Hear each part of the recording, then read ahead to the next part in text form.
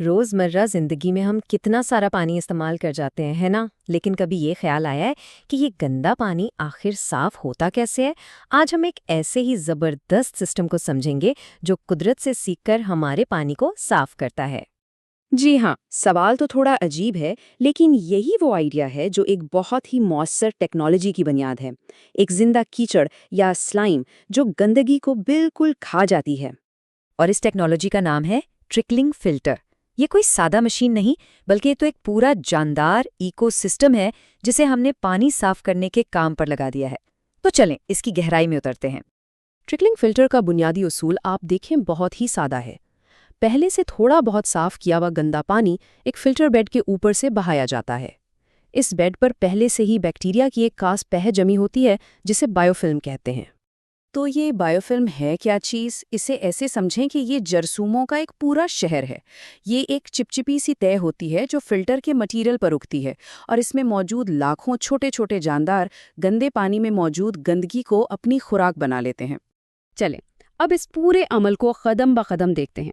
تصور کریں کہ ہم پانی کے ایک چھوٹے سے قطرے کے ساتھ اس فلٹر کے اندر کا سفر کر رہے ہیں۔ تو ہوتا یہ ہے کہ جب پانی فلٹر میڈیا پر ٹپکتا ہے تو اس کا سامنا بائیوفلم میں موجود جرثوموں سے ہوتا ہے۔ یہ جرثومے پانی میں موجود نامیاتی مادوں کو کھاتے ہیں، جس کی وجہ سے یہ بائیوفلم کی تہ موٹی سے موٹی ہوتی چلی جاتی ہے، اور جب یہ تہ بہت زیادہ موٹی ہو جاتی ہے تو اس کی اندرونی پرانی تہ خود بخود جھڑنا شروع ہو جاتی ہے۔ اور یہ جو جھڑنے کا عمل ہے نا، اسے کہتے ہیں سلفنگ۔ یہ بہت ضروری ہے کیونکہ اسی سے نئی بائیوفلم کو بڑھنے کی جگہ ملتی ہے اور فلٹر خود کو صاف رکھتا ہے۔ یہ جو جھڑا ہوا مواد ہوتا ہے اسے آسانی سے جمع کر کے سسٹم سے نکال دیا جاتا ہے۔ اچھا، اب ایک بات سمجھنے کی ہے کہ سارے ٹرکلنگ فلٹرز ایک جیسے نہیں ہوتے۔ انہیں اس بنیاد پر الگ الگ قسموں میں بانٹا جاتا ہے کہ وہ کتنا پانی اور کتنی گندگی صاف کرنے کی صلاحیت رکھتے ہیں۔ ان کی بنیادی طور پر 5 قسمیں ہیں: standard rate, intermediate rate, high rate, roughing اور سپر ہائی ریٹ فلٹرز۔ ہر ایک کو مختلف قسم کی صفائی کی ضرورتوں کے حساب سے بنایا گیا ہے۔ اور یہ ٹیکنالوجی کس حد تک جا سکتی ہے، یہ واقعی حیران کن ہے۔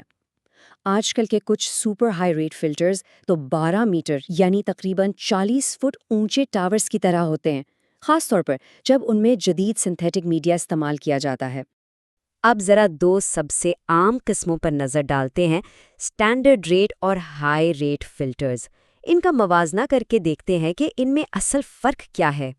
یہاں صاف نظر آ رہا ہے کہ ہائی ریٹ فلٹرز کہیں زیادہ پانی اور گندگی کو سنبھالنے کے لیے بنائے گئے ہیں۔ ان کی ہائیڈرولک اور آرگینک لوڈنگ کیپیسٹی بہت زیادہ ہے، لیکن اصل کہانی، اصل جادو اس آخری لائن میں ہے: ری سرکولیشن۔ تو بات ساری یہی ہے۔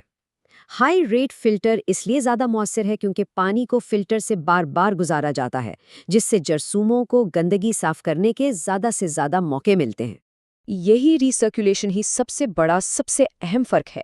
سٹینڈرڈ ریٹ فلٹر میں پانی بس ایک بار گزرتا ہے، لیکن ہائی ریٹ فلٹر میں صاف شدہ پانی کا کچھ حصہ واپس گندے پانی میں ملا کر اسے بار بار فلٹر سے گزارا جاتا ہے۔